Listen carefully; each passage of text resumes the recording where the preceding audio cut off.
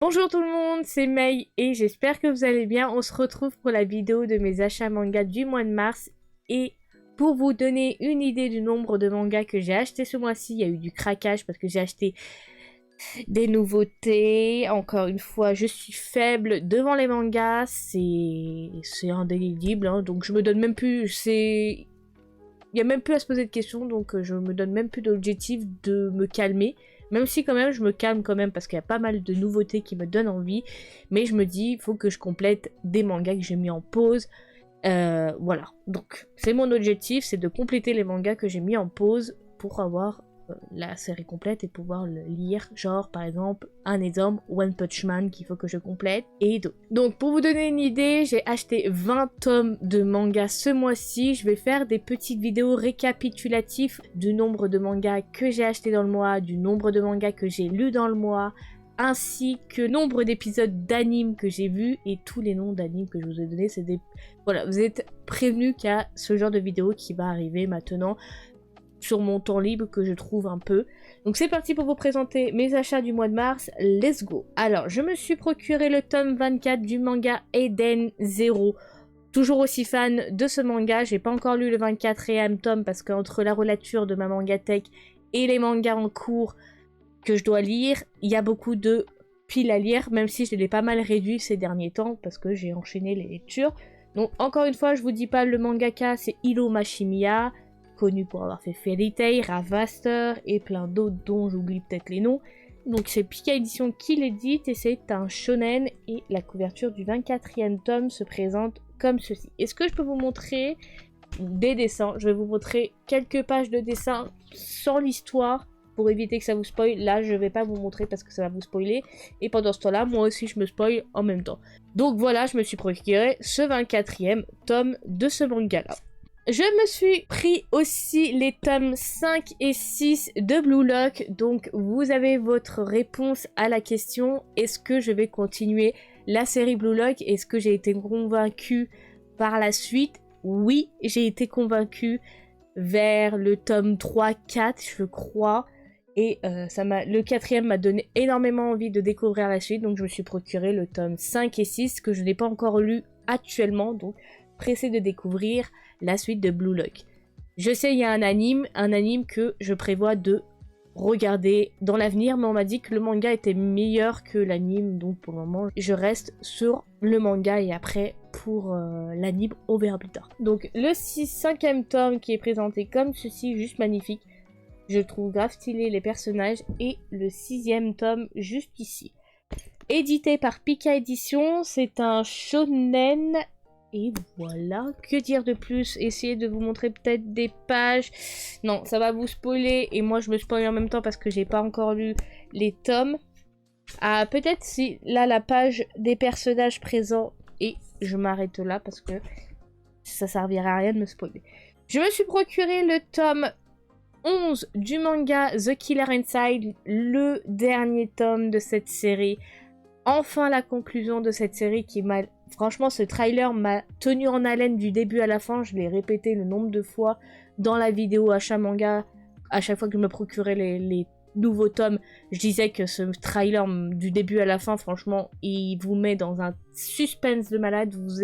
Vous croyez que c'est lui, mais en fait, ça vous retourne le cerveau et plein de choses. J'ai halluciné. Il est vraiment... C'est une pépite. Donc, si vous ne connaissez pas The Killer Inside et que vous aimez les trailers, les histoires un peu sombres, d'enquête, de meurtre, franchement, vous ratez quelque chose parce qu'il est excellent et c'est un excellent seinen. Donc, The Killer Inside, c'est du scénario Hajime Inoru et le dessin Shota Ito. Est-ce que je peux vous montrer, sans que moi je me spoil en même temps, je peux vous montrer la page des personnages, à quoi ça ressemble au niveau des personnages. Le reste, je peux pas vous montrer, ça va vous spoiler et j'ai pas envie de me spoiler l'histoire. Sachant que c'est le dernier tome et que j'ai fini ce manga. Regardez-moi la couverture. Elle est moins dark que les précédentes. Mais c'est vraiment impressionnant, quoi. J'aime beaucoup. Édité par Kion. Franchement, ils font des pépites, Kion. Franchement, tous les éditeurs ont leurs pépites à eux. C'est impressionnant. Je me suis ensuite procuré le tome 10 et avant-dernier tome du manga Love Fragrance. C'est l'avant-dernier tome. Le 11e sera le dernier. Et J'attends la conclusion avec une impatience sans nom parce que ce manga, je l'ai beaucoup apprécié. Il commence très bizarrement parce que voilà, lui est attiré par elle parce qu'elle sent une odeur particulière. Oui, il est... Voilà. Mais pour l'excuser, il est particulier. C'est une personne qui crée des parfums, donc qui utilise son nez pour les odeurs. Donc il est attiré par toute odeur qui sent bon. Et elle aimait une odeur qui... voilà. Et du coup, c'est comme ça qu'ils se lient et qu'ils apprennent à se connaître. Et vraiment, je conseille cette histoire qui est dans un monde d'adulte. Moi, j'aime beaucoup les romances dans un monde d'adulte où on a deux personnages qui travaillent, encore une fois. Ça m'arrive de lire des shoujo où ça se passe dans un lycée, tout ça, mais avec des personnages matures. C'est vrai que la plupart, j'ai beaucoup plus de mal avec des personnages immatures où l'histoire tourne en rond et que c'est pas après moi personnellement que j'apprécie pas. Donc voilà. Ça, c'est le genre de romance que j'apprécie énormément. Donc, Love Fragrance, c'est de la mangaka ou du mangaka Kintetsu Yamada et c'est édité par Kana. Et le 10e tome se présente comme ceci et comme ceci. Est-ce que je peux vous montrer... Non, je peux pas vous montrer les premières pages, ça va vous spoiler l'histoire et j'ai pas envie que ça vous spoil. Et je n'ai pas encore lu ce 10e tome, donc tout ce que je vous ai présenté pour le moment, je les ai pas encore lus. Donc la pile se rallonge petit à petit, ma pile à lire. Je me suis ensuite procuré le 8e tome dans sa couverture spéciale en or. Alors moi personnellement, je suis un peu déçue de cette couverture parce qu'ils ont dit en or et quand on voit la photo sur internet et sur leur page Crunchyroll qu'ils avaient annoncé, je voyais ça dans une couleur or un peu plus claire et là clairement je trouve, oui ça fait or, mais je trouve ça très très fade en fait, fade et la couleur or ressort pas très bien.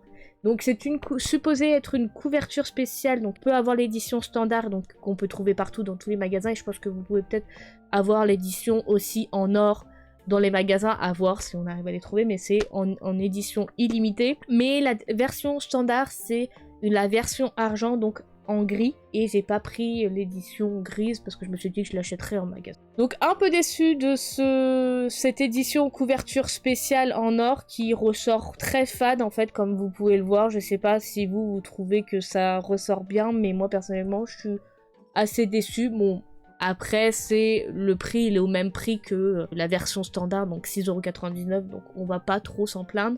Donc de l'édition Crunchyroll du mangaka Noya Matsumoto. Donc je me suis procuré ce 8e tome de Kaiju Number 8. Je vous ai même pas donné le nom du manga en fait, je vous ai présenté comme ça, je vous en ai parlé directement de la couverture, un peu déçu. Voilà.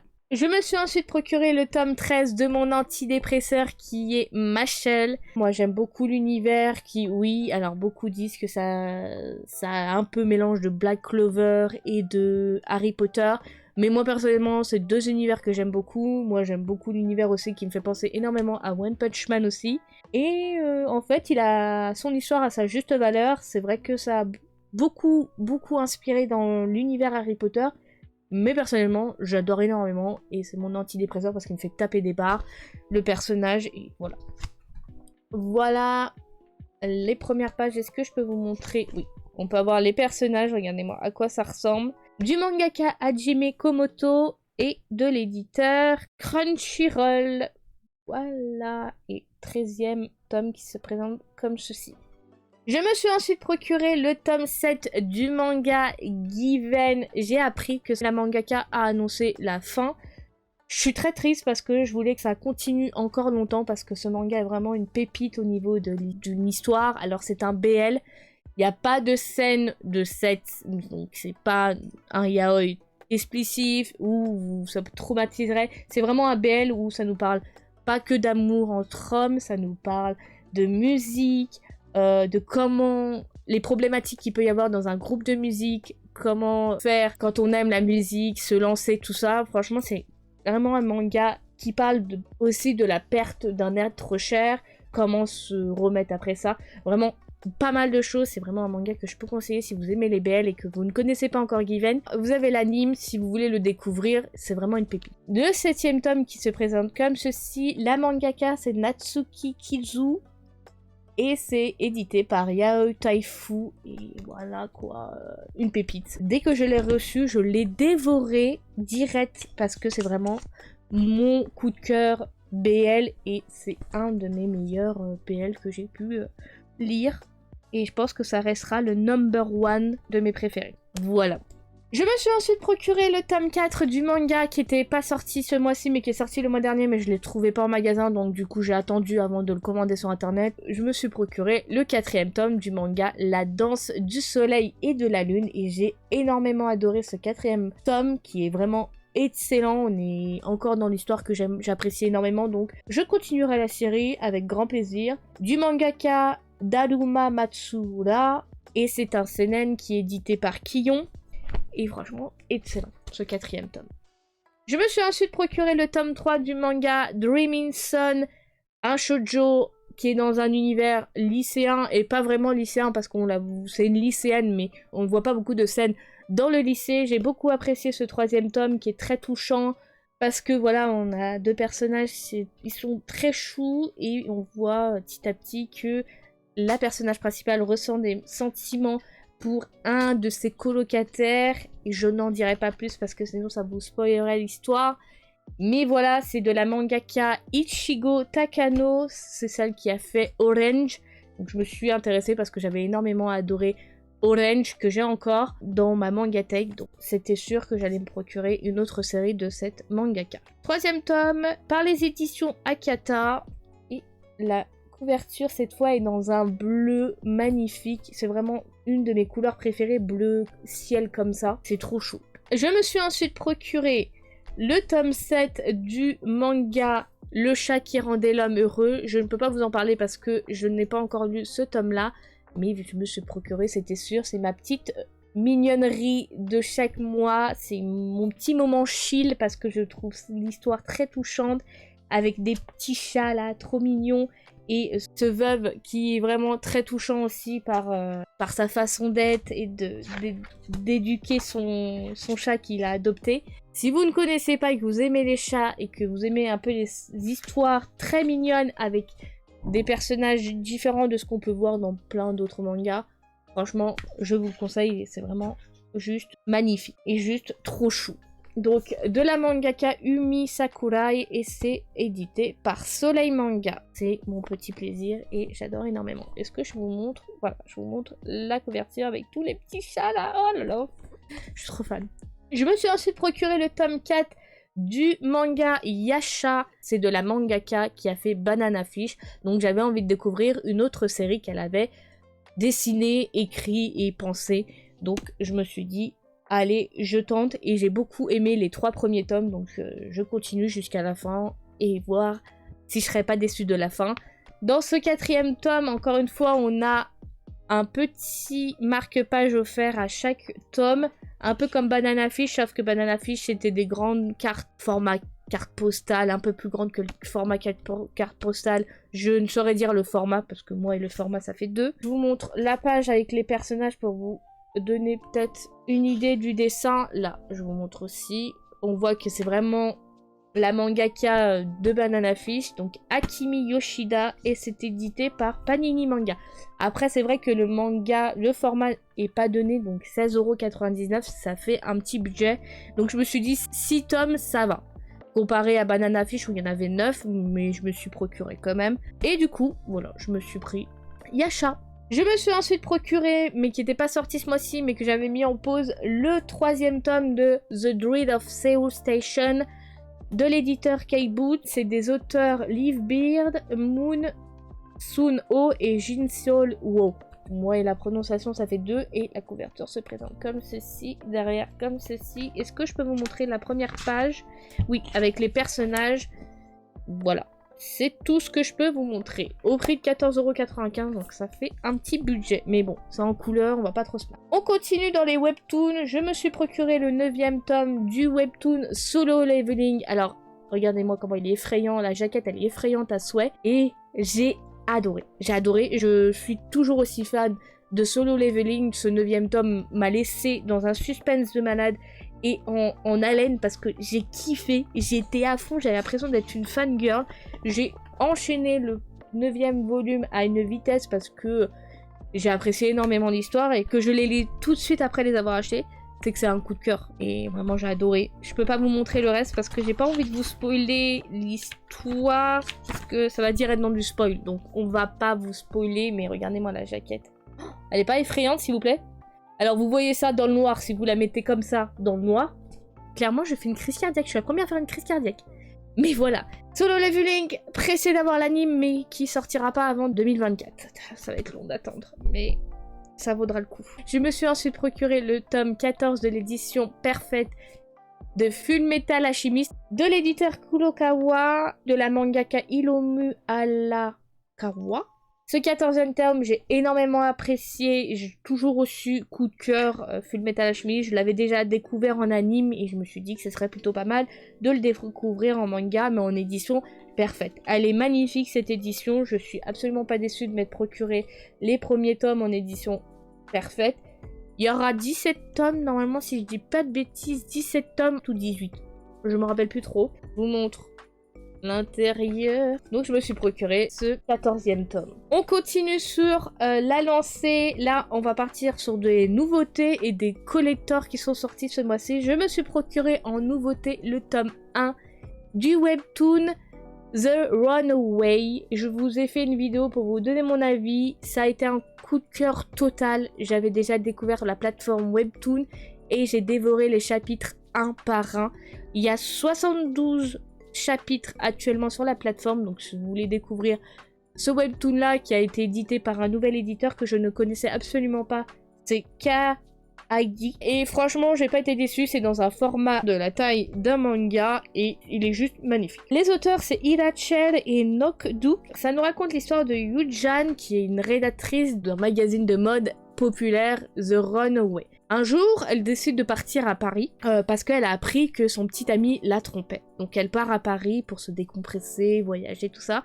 Et elle se fait sauver par un inconnu d'un pickpocket qui va lui piquer son portefeuille. Elle a droit à un sermon de morale, elle a tout droit.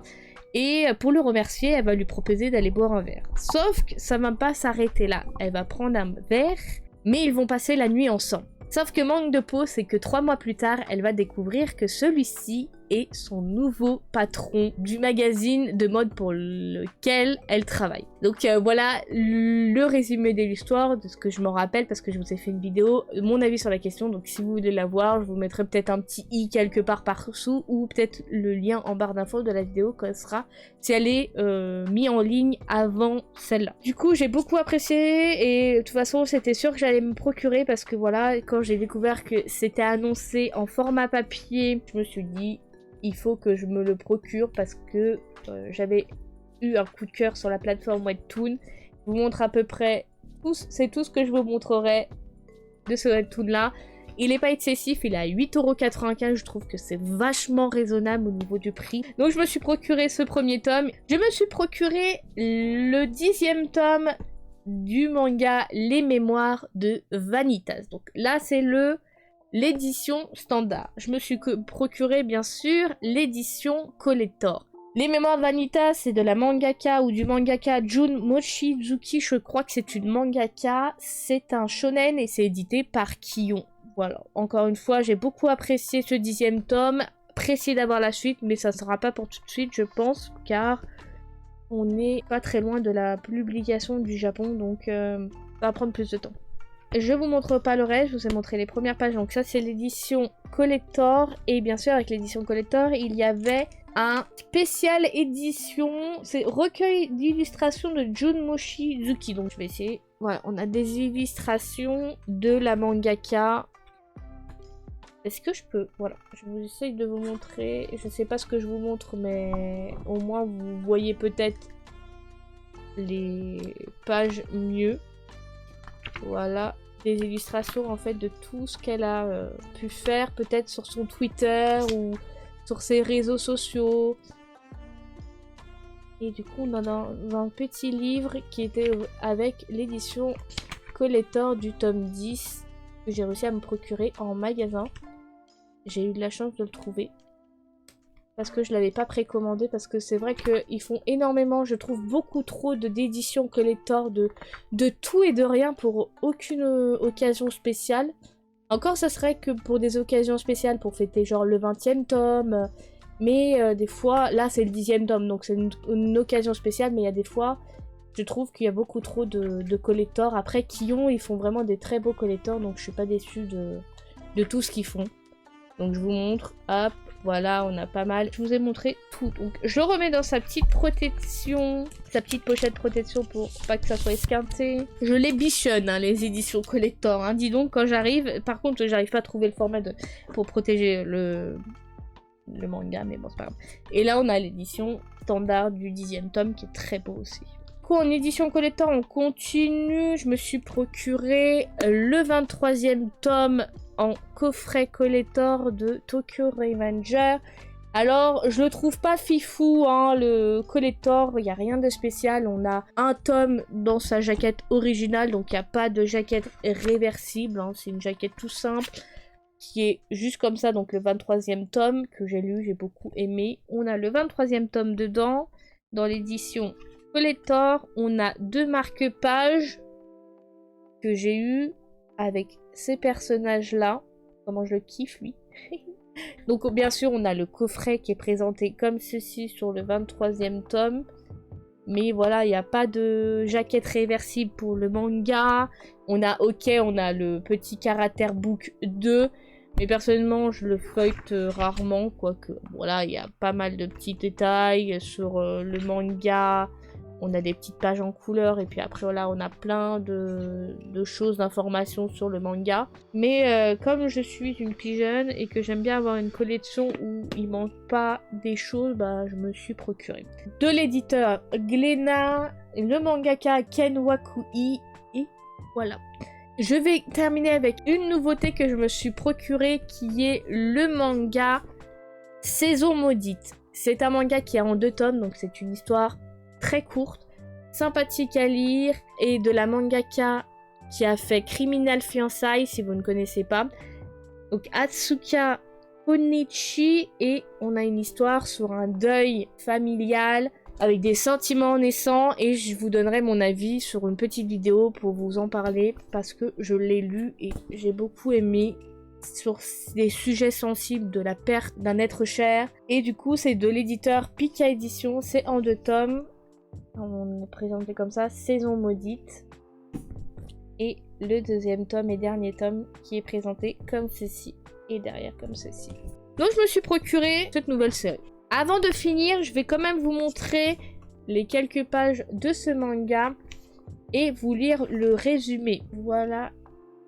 C'est pas très joyeux, hein. Les dessins, il y en a beaucoup qui n'aiment pas Criminal Fiançailles pour les dessins. Moi, personnellement, ça me dérange pas plus que ça. Je les trouve sympathiques. Voici. Donc, le résumé de ce manga, c'est: fiancé de manière arrangée à Togo Hiragi, héritier d'une riche et puissante famille, Haru était pourtant folle amoureuse de ce jeune homme avant de décéder d'un cancer à seulement 19 ans. Natsumi, l'aîné de Haru, supporte mal sa disparition et cherche désespérément à se raccrocher au souvenir de sa petite sœur qui représentait tout pour elle. Alors pour sauver cette fiançailles convenue entre les 2 familles, Natsumi accepte de remplacer Haru et de sortir avec Togo à une condition, qu'il l'emmène uniquement aux endroits où il s'est rendu avec sa sœur. Mais au fil des saisons, le souvenir de Haru va prendre la forme d'une malédiction pour ce couple qui n'aurait pas dû exister. Voilà le résumé, donc ça vous donne le thème de la perte d'un être cher et de la complicité d'après, donc de sortir avec le frère de sa sœur morte. Enfin, c'est compliqué, mais en tout cas, je vais faire une vidéo pour vous donner mon avis sur ce manga et vous expliquer un peu plus en détail l'histoire.